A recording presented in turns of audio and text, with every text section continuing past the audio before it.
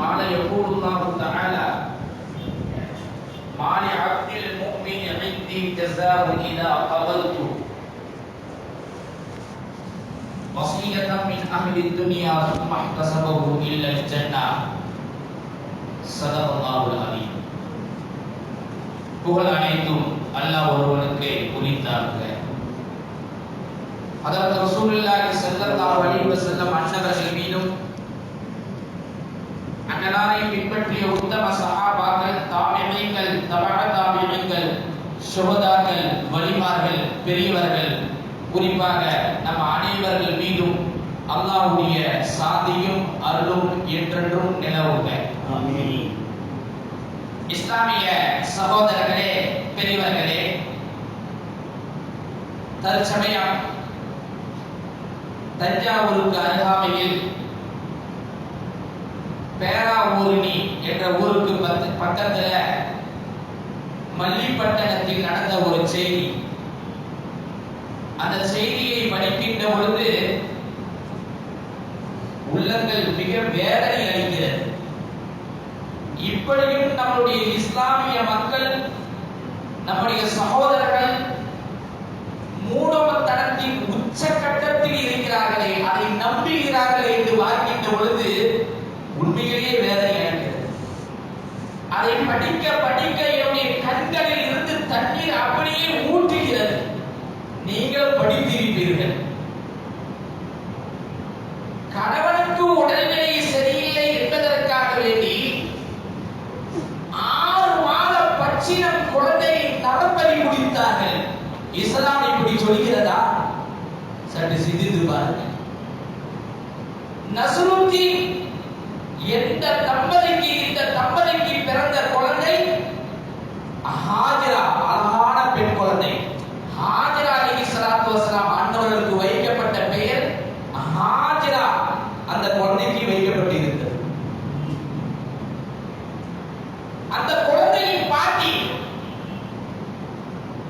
நஸ்ருத்தீன் சின்னம்மா இருவரும் வெளிநாட்டில் இருந்து ஊருக்கு வருகிறார்கள். 3 மாதத்துக்கு முன்பதாக வந்தார்கள்.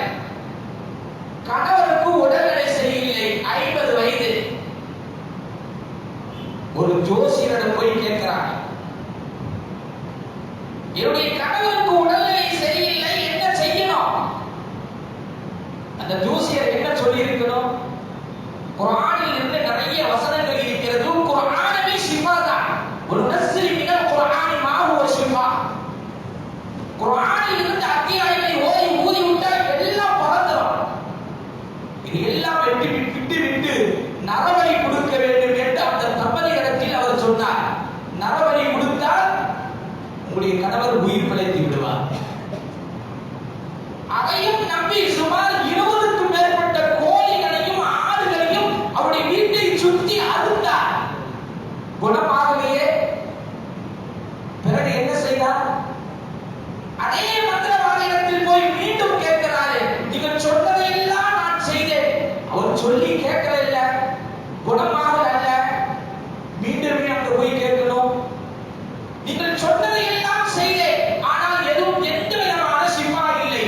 அடுத்து சொல்றாரு, அல்லாஹ் பாதுகாக்கணும், குழந்தையை நரபலி கொடுக்க வேண்டும் என்று சொன்னார். 6 மாதம் குழந்தைங்க. அந்த குழந்தைக்கு என்ன தெரியும்?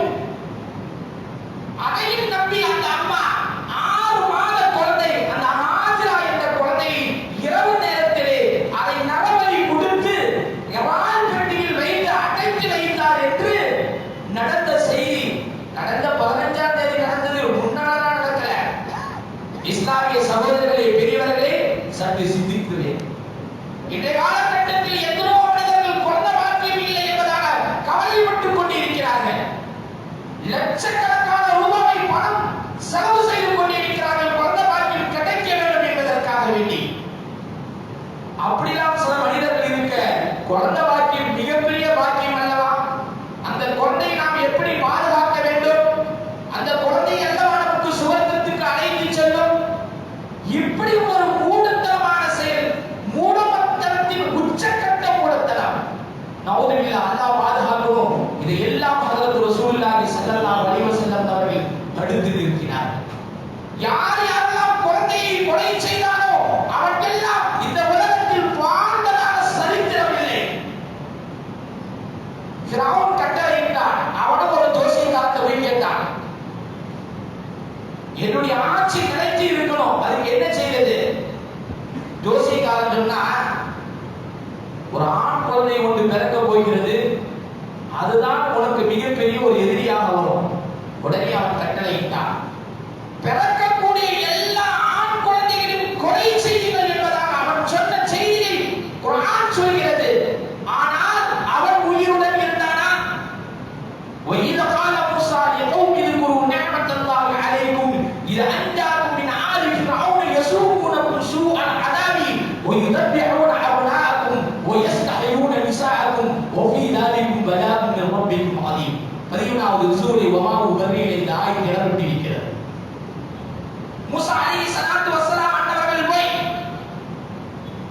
சமுதாய மக்களிடத்தில் பனி இஸ்ராயேலுக்கு சொல்கிறார்கள், அல்லாஹ் உங்களுக்கு கொடுத்த நியாமத்துகளை நீங்கள் நினைத்து பாருங்கள். ஃபிரௌனிடத்தில் இருந்து அல்லாஹ் உங்களை பாதுகாத்தான். அவன் உங்களை பகிரங்கமாக வேதனை செய்து கொண்டிருந்தான். அது மாத்திரமா, யுதப்பிஹூன அப்னாஅக்கும் வயஸ்தஹயூன நிசாஅக்கும், ஆண் குழந்தைகளை கொலை செய்து பெண் குழந்தைகளை வாழ விட்டார். இறைவனிடத்தில் மிகப்பெரிய உங்களுக்கு சோதனை இருந்தது என்ற செய்தியை அல்லாஹ் சொல்லி காமிக்கிறார். அவருடைய காலகட்டத்தில் ஆண் குழந்தையை கொலை செய்தார். அதே அறியாம காலகட்டத்தில் பெண் குழந்தையும் கொலை செய்தவர்களும் இருக்கிறார்கள். அதை பெருமானார் ஸல்லல்லாஹு அலைஹி வஸல்லம் அவர்கள் தடுத்து நிறுத்தினார்கள். புகாரிலே வரக்கூடிய நிகழ்ச்சி, இந்த நிகழ்ச்சியை படிக்க படிக்க கல்லஞ்சம் படைத்தவர்களுடைய உள்ளம் கூட கரைந்துவிடும். பெருமானார் ஸல்லல்லாஹு அலைஹி வஸல்லம் அன்னவர்கள் சொல்லுங்கள் சொல்லுங்கள் சொல்லுங்கள் என்பதாக சொல்லி தேவி தேவி அடிக்கிறார்கள். நபி அவர்கள் இப்படி செய்து விட்டீர்களே. அந்த சஹாபி வந்து சொல்கிறார், நபி அவர்களே, எனக்கு மன்னிப்பு கிடைக்குமா? எனக்கு மன்னிப்பு கிடைக்குமா? தெரியவில்லையே, இப்படிப்பட்ட ஒரு தவறை செய்து விட்டேனே, இப்படிப்பட்ட ஒரு குற்றத்தை செய்து விட்டேனே, அல்லாஹ் என்னை மன்னிப்பானா? அல்லாஹ் என்னை மன்னிப்பானா? நபி அவர்கள் கேட்கிறார்கள். அன்சாரி சேர்ந்த அந்த சஹாபியிடத்திலே, என்ன செய்யுங்க, நீங்க சொல்லுங்க. அவர் சொல்றாரு, ஸல்லல்லாஹு அலைஹி வஸல்லம் கண்களில் இருந்து தண்ணீர் கொட்டுகிறது, தண்ணீர் கொட்டுகிறது. அவர்களால் அடக்க முடியவில்லை. அவர் சொல்கிறார், நபி அவர்களே, எனக்கு ஒரு மனைவி இருந்தாங்க, அந்த மனைவி மாசமாக இருந்தாங்க. நான் ஊருக்கு செல்கின்ற பொழுது, பிரயாணத்துக்கு செல்கின்ற பொழுது நான் சொல்லிவிட்டு சென்றேன், ஆண் குழந்தை பிறந்தால் வைத்துக்கொள், பெண் குழந்தை பிறந்தால் உயிருடன் பிழைத்து விடு என்று நான் சொல்லிவிட்டு சென்றேன். யா ரசூலல்லாஹ், நான் சென்றதற்கு பிறகு எனக்கு பிறந்ததோ பெண் குழந்தை. பல காலகட்டத்திற்கு பிறகு நான் வர்றேன், பல மாதங்களுக்கு பிறகு வீட்டுக்கு வர்றேன். வந்து விசாரித்தால் என்னுடைய மனைவி சொன்னாங்க, பெண் குழந்தை பிறந்தது பிழைத்து விட்டேன் என்பதாக சொல்லிட்டாங்க. ஆனால் ஒரு பெண் குழந்தை வந்து வீட்டுல வந்து விளையாடிக்கிட்டே இருக்கு. அப்பொழுது அவர் கேட்கிறாரு, இந்த குழந்தை யாருமா? பக்கத்து வீட்டு குழந்தை நம்ம வீட்டுல வந்து விளையாட்டு போகுது. இப்படி இருக்க அந்த குழந்தைக்கும் இவர் மேலே பாசமாக படைகிறது, அவரும் பாசமாக படைகிறார். பாசமாக படைவதற்கு பிறகு அந்த அம்மா நினைத்துக் கொண்டார்கள், இவர் இந்த பிள்ளையின் மீது அதிகம் பாசம் வைத்து விட்டார். இப்பொழுது நாம் உண்மையை சொல்லலாம், உண்மையை சொன்னால் இன்னும் பாசம் அதிகமாகும் என்பதை கருதி உண்மையை சொல்றாரு. இந்த பெண் குழந்தை யார் என்று தெரியுமா? நமக்கு பிறந்த பெண் குழந்தை தாங்க. இந்த பெண் குழந்தையின் மீது இவ்வளவு பாசம் வைத்திருக்கிறீர்களே, நமக்கு பிறந்த பெண் குழந்தை தான் என்று சொல்லி உடனே உள்ளத்துக்குள் நினைத்துக் கொண்டார், நமக்கு பிறந்த பெண் குழந்தையா? சரி. அன்று இரவு அந்த பெண் குழந்தையை கையில் பிடித்துக் கொண்டு அந்த பாலைவனத்துக்கு அழைத்து செல்கிறார். பாலைவனத்துக்கு அழைத்து செல்கின்ற பொழுது நடு ராத்திரியில் அந்த குழந்தை கேட்குது, அத்தா எங்க அழைச்சிட்டு போறீங்க? விளையாடுவதற்காக வேண்டி அழைத்துக் கொண்டு செல்லலாம். மக்கள் இல்லாத பகுதியில் பள்ளம் தோண்டுகிறார். அந்த குழந்தை கேட்கிறது, ஏன் நீங்கள் பள்ளம் தோண்டுகிறீர்கள்? துள்ளி குதித்து விளையாடுவதற்காக வேண்டி பள்ளம் தோண்டுகிறேன். தோடுகின்ற பொழுது மண்ணு தாடையில் படுகிறது.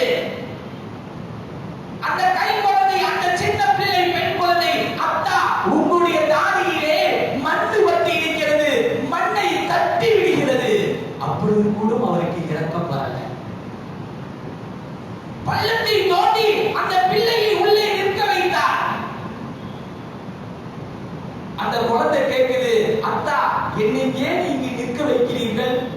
நீ துள்ளி குதித்து விளையாடுவதற்காக வேண்டிதான் நிற்க வைக்கிறேன். அந்த பிள்ளையை நிற்க வைத்து மண்ணை தள்ளுகிறார். அப்பொழுதும் கேட்கிறது, அத்தா என் மேலே ஏன் மண்ணை தள்ளுகிறீர்கள்? நீ விளையாடுவதற்காக வேண்டிதான் தள்ளுகிறேன். மண்ணை தள்ள தள்ள முட்டி வரை இருந்தது, இடுப்பு வரை வந்தது, நெஞ்சி வரை வந்தது. அந்த குழந்தை விளங்கிக் கொண்டது, கதறுகிறது, அழுகிறது. அத்தா நான் என்ன பாவம் செய்தேன்? நான் என்ன குற்றம் செய்தேன்? என்னை ஏன் இப்படி செய்கிறீர்கள்? என்னை ஏன் உயிருடன் விளக்கிறீர்கள்? அத்தா நான் ஏதாவது தவறுகள் செய்திருந்தால் என்னை மன்னித்து விடுங்கள், மன்னித்து விடுங்கள். ஆனால் அந்த ஈரக்கம் இல்லாமல் அவர் அந்த நேரத்தில் ஐயாவ காலகட்டத்தில் இருந்தார். அந்த சாரி அவர் ஈரக்கம் இல்லாமல் மண்ணை முழுவதுமாக அந்த குழந்தை கதற கதற கத்த கத்த அப்படியே மூடிவிட்டார். இந்த செய்தியை ரசூலுல்லாஹி ஸல்லல்லாஹு அலைஹி வஸல்லம் அன்னோடத்தில் சொல்லிவிட்ட பொழுது நபி அவர்கள் கேள்வி அடைகிறார்கள். இப்படி செய்து விட்டீர்களே, இப்படி செய்து விட்டீர்களே, மீண்டும் சொல்லுங்கள், மீண்டும் சொல்லுங்கள் என்பதாக சொல்லிவிட்டு ரசூலுல்லாஹி ஸல்லல்லாஹு அலைஹி வஸல்லம் அவர்கள் அதற்கு பிறகு சொன்னார்கள், ஐயாவ காலகட்டத்தில் செய்த செயலை அல்லாஹ் தஆலா மன்னித்து விடுவான் என்று நபி அவர்கள் சொல்லி அதை தடுத்து நிறுத்தினார்கள். பெண் மக்கள் வாழ வேண்டும். பெண் மக்களுக்கு உரிய கண்ணியத்தை இந்த உலகத்தில் தரப்பட வேண்டும். ஆண்களை போன்ற சம உரிமைகள் பெண்களுக்கும் கொடுக்க வேண்டும் என ஹஜ்ரத் ரசூலுல்லாஹி ஸல்லல்லாஹு அலைஹி வஸல்லம் அவர்கள் சொன்னார்கள்.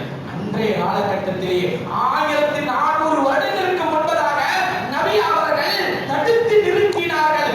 அதை இன்று இஸ்லாமிய சகோதரர்கள் செய்கிறார்கள் என்றால் எவ்வளவு பெரிய கைசேதம், கவலைக்குரிய இடமாக இருக்கிறது, கவலைக்குரிய விஷயமாக இருக்கிறது.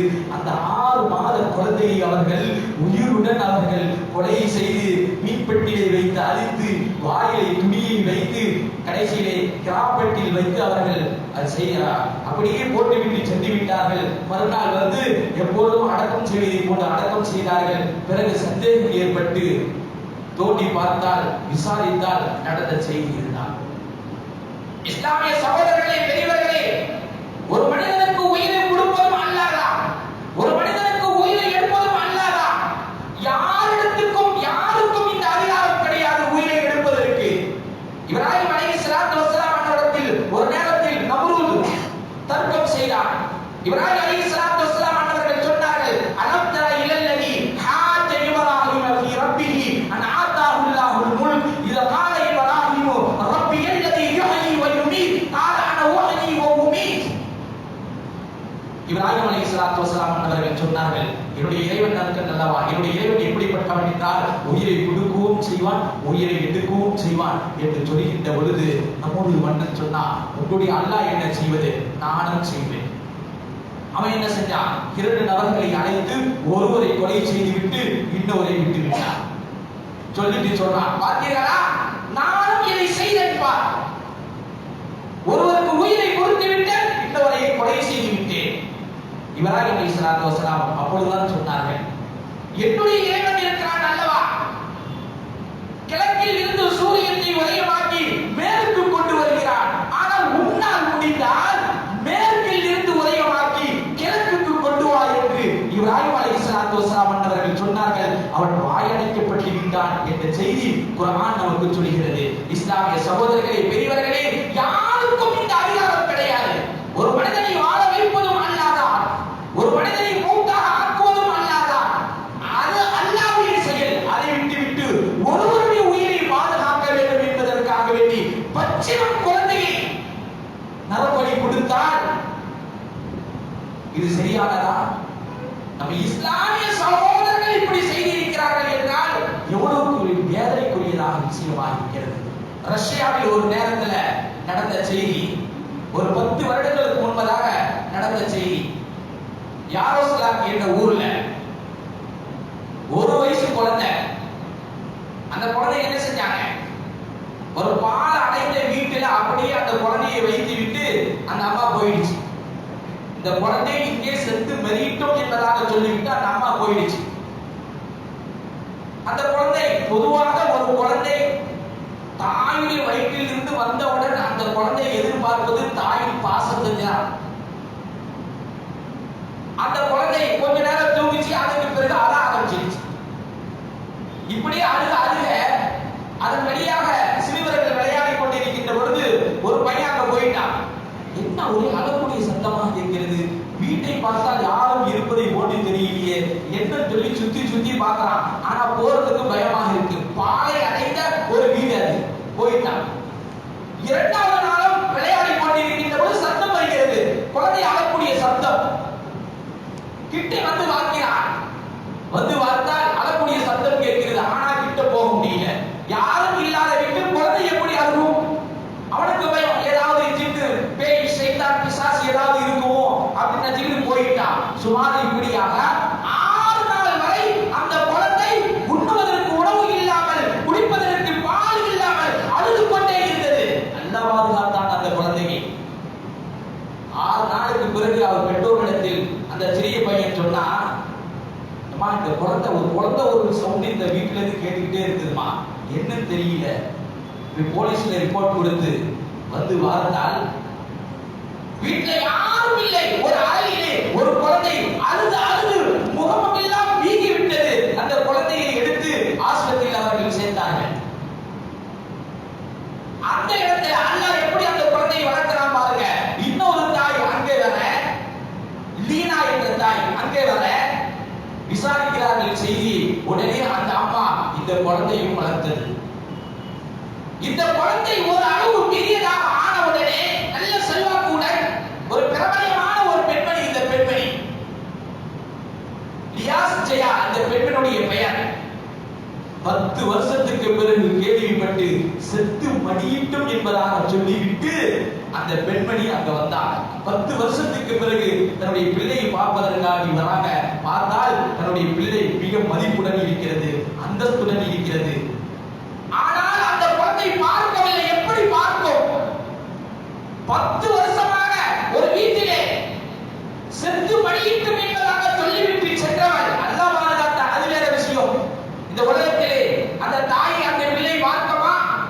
இந்த உலகத்திலே இப்படி இருக்கின்ற பொழுது கியாமத் நாள் அன்று அல்லாஹ் கேட்பான் அல்லவா, வஇதல் மௌஊதத்து சுஜிலத் பிஅய்யி தம்பின் குதிலத். அல்லாஹ் கேட்பான், உயிருடன் பிழைக்கப்பட்ட அந்த பெண்ணை வினவப்படும் பொழுது பிஅய்யி தம்பின் குதிலத், எதற்காக வேண்டி இந்த குழந்தையை கொலை செய்யப்பட்டது என்று அல்லாஹ் கேட்பான். என்ன பதிலை சொல்ல போகிறார்கள்? அப்படி செய்தவர்கள் அல்லாஹ்விடத்திலே போய் சொல்ல முடியுமா? அல்லது என்னுடைய கணவருடைய உயிரை பாதுகாப்பதற்காக இப்படி செய்தது என்று சொல்ல முடியுமா? எந்த கோட்டை வைத்து அந்த குழந்தைக்கு முன்பதாக நிற்பார்கள்? இஸ்லாமிய சகோதரர்களே, பெரியவர்களே, அந்த குழந்தை சிறிய குழந்தைகள் தான் பெற்றோர்களுக்கு சுவர்க்கத்தை வாங்கி தருகிறது என்ற செய்தியை ஹதீஸ்களை நாம் பார்க்கிறோம். அபீ மூஸா அஷ்அரி ரலியல்லாஹு தஆலா அன்ஹு قال ان رسول الله صلى الله عليه وسلم قال اذا مات ولد العبد, ஒரு அடியாரின் குழந்தை உயிரை எடுத்ததுக்கு பிறகு அல்லாஹ் தஆலா சொல்றான், அல்லாஹு லி மலாயிகத்திஹி, மலக்குகளிடத்தில் அல்லாஹ் சொல்றான், தபர்து வலத அப்தி, எனது அடியாரின் குழந்தையின் உயிரை கைப்பற்றினீர்களா? அவர்களெல்லாம் சொல்லுவார்கள் மலக்குகள், ஃபயகூலு நஅம், ஆம் கைப்பற்றினோம். அடுத்து அல்லாஹ் கேட்பான், தபர்தும் சமரத்து ஃபுஆதிஹி, என் அடியாரின் இதயத்தை நீங்கள் கைப்பற்றினீர்களா? மலக்குகள் சொல்லுவார்கள், ஃபயகூலு நஅம், ஆம் நாங்கள் கைப்பற்றினோம். அல்லாஹ் அடுத்து கேட்பான், ஃபயகூலு ஃபமாலா கால அப்தி, இது சம்பந்தமாக எனது அடியான் என்ன சொல்கிறார்? மலக்குகள் சொல்வார்கள், ஃபயகூலுன பிஹம்திக, உன்னை புகழுகிறார்கள், வஸ்தர்ஜா இன்னா லில்லாஹி வ இன்னா இலைஹி ராஜிஊன் என்று சொல்கிறார்கள். உடனே அல்லாஹ் சொல்வான், அப்படி சொல்கிறார்களா? என்னை புகழுகிறார்களா? யகூலுல்லாஹு தஆலா இப்னு லிஅப்தி பைத்தன் ஃபில் ஜன்னதி, அந்த மனிதருக்காக வேண்டி சுவர்க்கத்திலே வீடு கட்டுங்கள் என்பதாக சொல்லிவிட்டு வஸபூஹு பைத்துல் ஹம்த், அந்த வீட்டுக்கு புகழுக்குரிய இடம் என்று நீங்கள் பெயர் வையுங்கள் என்று அல்லாஹ் சொல்வதாக ரசூலுல்லாஹி ஸல்லல்லாஹு அலைஹி வஸல்லம் அவர்கள் சொல்கிறார்கள். இந்த ரிவாயத்தை இமாம் திருமதி ரஹ்மத்துல்லாஹி அலைஹி அவர்கள் கொண்டு வருகின்ற பொழுது வகால ஹாதா ஹதீஸ் ஹதீஸுன் ஹஸனுன் ஸஹீஹுன், இது சஹீஹான ஹதீஸ் என்பதாக கொண்டு வந்திருக்கிறார்கள். 1021வது ஹதீஸ் நம்பர். நமக்கு சுவர்க்கத்தை வாங்கி கொடுக்கக்கூடிய அந்த சிறிய குழந்தைகளை நரபலி கொடுத்து விட்டால் எந்த முகத்தை வைத்து அங்கு போய் பார்ப்பார்கள்? இஸ்லாமிய சகோதரர்களே, பெரியவர்களே, நம்முடைய இஸ்லாமிய சகோதரர்கள் இப்படி இருக்கிறார்கள் என்றால் மிக வேதனைக்குரிய விஷயமாக இருக்கிறது. அல்லாஹ் பாதுகாக்கணும். இதை ரிவாயத்தை இமாம் புகாரி ரஹ்மத்துல்லாஹி அலைஹி அவர்கள் கொண்டு வருகின்ற பொழுது நபி ஹுரைரா ரலியல்லாஹு தஆலா அன்ஹு அன்ன ரசூலுல்லாஹி ஸல்லல்லாஹு அலைஹி வஸல்லம் ஹதீஸ் கலையின் தந்தை ஹஜ்ரத் அபூ ஹுரைரா ரலியல்லாஹு தஆலா அன்ஹு அறிவிக்கிறார்கள், பெருமானார் ஸல்லல்லாஹு அலைஹி வஸல்லம் அன்னவர்கள் சொன்னதாக, மாலி அப்தின் முஃமின், ஒரு மூமினுடைய குழந்தையின் உயிரை கைப்பற்றியதற்கு பிறகு அந்த மனிதர் சகித்துக் கொண்டால், பொறுமையாக இருந்தால், அவருக்கு சுவர்க்கத்தை தவிர வேறு எதுவும் இல்லை என ஹஜ்ரத் ரசூலுல்லாஹி ஸல்லல்லாஹு அலைஹி வஸல்லம் அவர்கள் சொன்னார்கள். இது புகாரி முஸ்லிம் இரண்டிலுமே பதிவு செய்யப்பட்டிருக்கிறது. ஹதீஸ் நம்பர் 6424. இது மாத்திரமா, குழந்தையை பெற்றெடுத்ததற்கு பிறகு அந்த குழந்தையின் மீது கருணையுடன் இருந்தால்தான் சுவர்க்கத்தை வாங்கி கொடுக்கும். குழந்தையை பெற்றெடுத்ததற்கு பிறகு குழந்தை இடத்தில் முரட்டுத்தனமாக நடந்து கொண்டால், இது வாக்கியம் அல்லவா? எத்தனையோ நிகழ்ச்சிகள் வரலாறுகள் நடக்கிறது. ஒருவர் ஒரு மனைவியை நிக்கா செய்திருப்பார். தற்செயலாக அவருடைய மனைவிக்கு வஃபாத் ஏற்பட்டு விட்டதுன்னு வச்சுங்க, அல்லாஹ் பாதுகாக்கணும். உதாரணத்துக்கு உலகத்தில் நடைபெறக்கூடிய செய்தியை சொல்றேன். அவர் 2வது நிக்கா நடந்து கொள்வார். ஆனால் முன்னாள் மனைவிக்கு பிறந்த குழந்தை எந்த அளவுக்கு பாதிக்கப்படுகிறார்கள் என்று தெரியுமா? எந்த அளவுக்கு வேதனைக்குள்ளவராக ஆகிறார்கள் என்று தெரியுமா? அல்லாஹ் பாதுகாக்கணும். இஸ்லாமிய சகோதரர்களே, பெரியவர்களே, குழந்தையை கண்ணியப்படுத்தினால்தான், குழந்தையின் மீது இரக்கம் காட்டினால்தான், இது புகாரி முஸ்லிமில் வரக்கூடிய ஹதீஸ். ஒரு குழந்தை மறந்து விட்டார், அதாவது அது வயதுக்கு வருவதற்கு முன்பதாக சிறிய குழந்தைகள் மூத்தாகி விட்டால், அந்த குழந்தையின் மீது கருணையுடன் இந்த உலகத்தில் வாழ்ந்தால் அந்த பெற்றோர்களுக்கு இந்த குழந்தை சுவர்க்கத்தை வாங்கி குடிக்கிறது என ஹஜ்ரத் ரசூலுல்லாஹி ஸல்லல்லாஹு அலைஹி வஸல்லம் அவர்கள் சொன்னார்கள். நாம் பெற்றெடுத்த குழந்தையின் மீது நாம் அன்பு காட்ட வேண்டும், பாசம் காட்ட வேண்டும், நல்ல விஷயங்களை அந்த பிள்ளைக்கு நாம் சொல்லிக் கொடுக்க வேண்டும். இந்த உலகத்துடைய விஷயத்தையும் மார்க்கத்துடைய விஷயத்தையும் நாம் கற்றுக் கொடுக்க வேண்டும். நல்ல நிலையில் அந்த பிள்ளைகளை நாம் வளர்க்க வேண்டும். அப்படி வளர்த்தால்தான் அந்த குழந்தை நமக்காக வேண்டி துஆ செய்யும். அந்த குழந்தைக்கு நாம் பேணுதலாக நடந்து கொள்ள வேண்டும். அப்படி இருந்தால்தான் அந்த குழந்தை நமக்காக வேண்டி அது சிபாரிசு செய்யும் என்ற செய்தியும் திருமதி ஹதீஸின் மூலமாக நாம் பார்க்கிறோம். பெருமானார் ஸல்லல்லாஹு அலைஹி வஸல்லம் அன்னவர்கள் சொன்னார்கள், ஒரு சஹாபி பெண்மணி போய் கேட்கிறாங்க பெருமானார் ஸல்லல்லாஹு அலைஹி வஸல்லம் அன்னவரிடத்துல, நபி அவர்களே, நீங்கள் ஆண்டல் சஹாபாக்களுக்கு நசீஹத் செஞ்சுக்கிட்டே இருக்கீங்க, நிறைய பயான்களை நீங்க செஞ்சுக்கிட்டே இருக்கீங்க, ஆனா எங்களுக்கெல்லாம் நீங்க ஒண்ணுமே சொல்ல மாட்டீங்களே நபி அவர்களே, இது எந்த விதத்துல நியாயம் அப்படின்னு ஒரு சஹாபி பெண்மணி போய் கேட்கிறாங்க. இந்த இடத்தில் நாம் கவனிக்கக்கூடிய விஷயம் என்னவென்றால், அந்த சஹாபி பெண்ணுடைய ஆர்வத்தை பார்த்தீங்களா? மார்க்க கல்வியை கற்றுக்கொள்ள வேண்டும் என்று எந்த அளவுக்கு அவர்கள் ஆர்வமாக இருந்தார்கள் பார்த்தீங்களா? ஸல்லல்லாஹு அலைஹி வஸல்லம் அவர்கள் சொன்னார்கள், அப்படியா மார்க்கத்தை நீ கற்றுக்கொள்ள வேண்டுமா? அந்த பெண்மணி கேட்கிறாங்க, ஆம் யா ரசூலல்லாஹ், அல்லாஹ் உங்களுக்கு கற்றுக் கொடுத்ததை எனக்கு கற்றுக் கொடுங்க. சரி, ஒரு நாளைக்கு வா. ஒரு நாள் நியமிக்கப்பட்டு, ஒரு நேரத்தில் நியமிக்கப்பட்டு, எல்லா சஹாபி பெண்மணிகளையும் அங்கு வரவைக்கப்பட்டு பெருமானார் ஸல்லல்லாஹு அலைஹி வஸல்லம் அவர்கள் குர்ஆன் ஹதீஸ்களை அந்த சஹாபி பெண்மணிகளுக்கு சொல்லிக் கொடுத்துக் கொண்டிருக்கிறார்கள். அப்படி சொல்லிக் கொடுக்கக்கூடிய அந்த நேரத்தில் பெருமானார் ஸல்லல்லாஹு அலைஹி வஸல்லம் அவர்கள் சொன்னார்கள், ஒரு முஃமினான மனிதருக்கு 3 குழந்தைகள் வயது ஆவதற்கு முன்பதாக மரணித்து விட்டால், அதற்கு அவர் பொறுமையாக இருந்தால் அந்த குழந்தை இவர் நரகத்துக்கு செல்ல விடாமல் தடுக்கிறது. இது ஒரு அவருக்கு தடையாக இருக்கிறது என்று ஹஜ்ரத் ரசூலுல்லாஹி ஸல்லல்லாஹு அலைஹி வஸல்லம் அவர்கள் சொன்ன செய்தியை இமாம் புகாரி ரஹ்மத்துல்லாஹி அலைஹி, இமாம் முஸ்லிம் ரஹ்மத்துல்லாஹி அலைஹி, இமாம் திருமதி ரஹ்மத்துல்லாஹி போன்றவர்கள் எல்லாம் இந்த ஹதீஸை அறிவித்திருக்கிறார். இஸ்லாமிய சகோதரர்களே, பெரியவர்களே, நாம் பெற்றெடுத்த குழந்தையின் மீது பாசமாக இருக்க வேண்டும். ஏன் பெருமானார் ஸல்லல்லாஹு அலைஹி வஸல்லம் அன்னவருடைய மகள் ஸைனப் ரலியல்லாஹு தஆலா அன்ஹா அவங்களுக்கு ஒரு ஆண் குழந்தை பிறந்திருந்தது. அந்த ஆண் குழந்தை உடல்நிலை சரியில்லாத காரணமாக வஃபாத் ஆயிட்டார். ஸைனப் ரலியல்லாஹு தஆலா அவர்கள் சொல்லி அனுப்புகிறார்கள், நீங்க போய் நபி பெருமானார் ஸல்லல்லாஹு அலைஹி வஸல்லம் அவர்களிடம் போய் சொல்லுங்க, உங்களுடைய பேர குழந்தை வஃபாத் ஆயிட்டாரு. பெருமானார் ஸல்லல்லாஹு அலைஹி வஸல்லம் என்ன அவர்கள் சொல்லி அனுப்பினார்கள் என்று தெரியுமா?